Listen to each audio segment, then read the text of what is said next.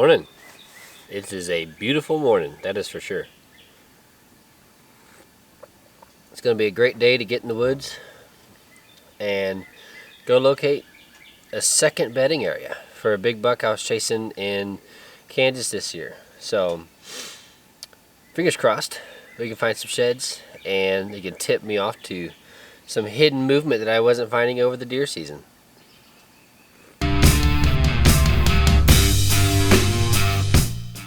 So one of the biggest struggles that we have with hunting this particular property is that the overall food and cover diversity is actually really low, which creates very large home ranges for these deer.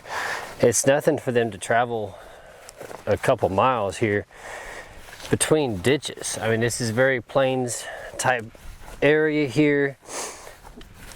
Draws and ditches are about the only places with producing oaks, and there's some ag on property but not very much. So the big bucks are here for sure. It creates very large deer, but it also creates very large home ranges, and that's something as property managers what we do is we create a very high density of food, a very high diversity of food and cover, different types of cover, different types of food, maturing at different times of the year to entice those deer to keep a little bit smaller home range and to be a little bit more predictable. So obviously on public land we can't control those factors, and that's another reason why the properties with very high diversity, one, tend to produce deer, but two, also tend to draw a lot of hunting pressure. They're a little bit easier to hunt, usually easier access, and easier stand locations, more straightforward type of hunting.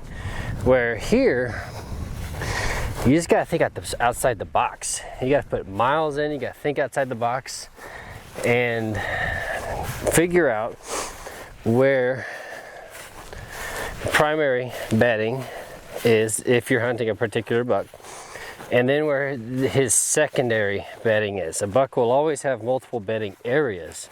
And I'm not talking about specific bedding locations. I'm talking about areas in general. I'm talking, say he's got a 50-acre spot that he uses as his primary bedding area, but he's going to have another one that is either same size or bigger, just depends on that specific area. So finding those multiple bedding areas will keep you on that buck and be able to basically follow him in his circle of movement, and you're going to be able to figure out most of the time one of those bedding locations he beds there on specific wind direction and conditions, and the other one is the vice versa. That's why he has multiple of them. So that's what we're working on right now, and it's going to require some creativity and probably a lot of glassing this summer.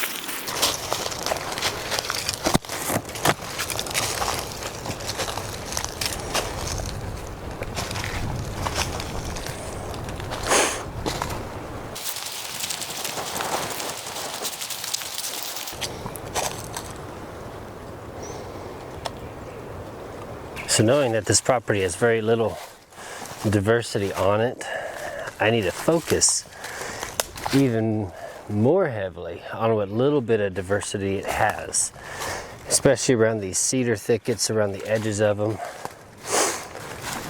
See what oaks they have. This property has a lot of bur oaks, and last year was an off year, so they weren't producing. So hopefully, this is a nice trail.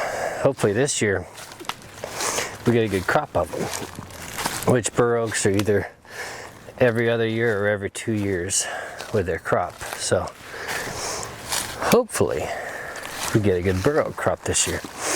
If not, it'll look very similar to what we dealt with last year. All right, well, I am 14 miles into the weekend so far. Had 5.5 yesterday at a client property to walk through their new whitetail blueprint. 3.5 miles at the end of the day yesterday, so I'm right around, I can't remember the exact numbers there, but totaled out to be at about 8 yesterday. Then so far today, a little over 6. It's been a full day. Refueled with some peak refuel. This chicken teriyaki rice is killer. It's awesome. If you haven't had peak refuel, I love this stuff. If you have, what's your favorite flavor? I've got a couple of mine. This one definitely is at the top of it now. Ooh. All right, well, found me a pretty good looking shed here. Let's turn this around and show you.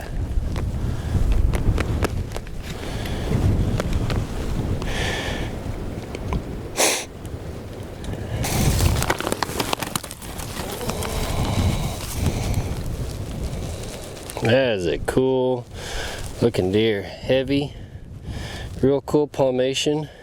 Wow.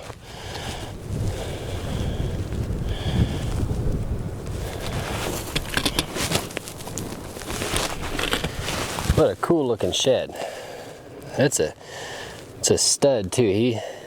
Real big bases though. That's a very mature deer. And I tell you what, if he hasn't maxed out yet, he's gonna be a stud. Well, let's see if I can find the second.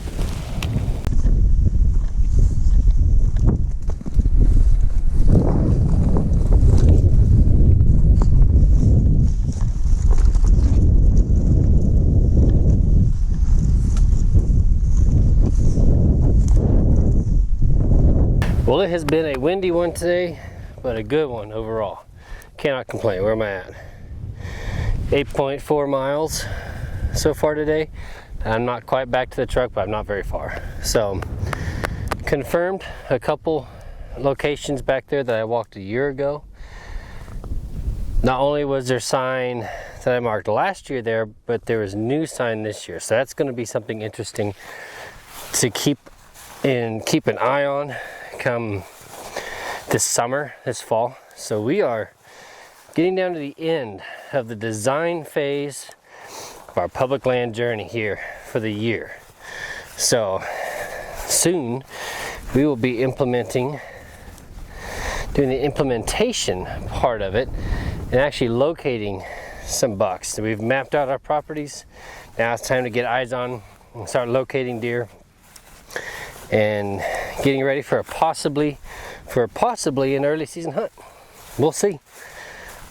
Still got some Kentucky work I want to do. Not much. I feel good about what I know there. And then I think I'm gonna hit some Indiana this year. It's close to a part of Kentucky that I'm doing a lot of work in right now, so figured I'd try out a new state. Why not? Add that to the slam. So thanks for watching, y'all. Please hit that like and subscribe button. I'll see you on the next video.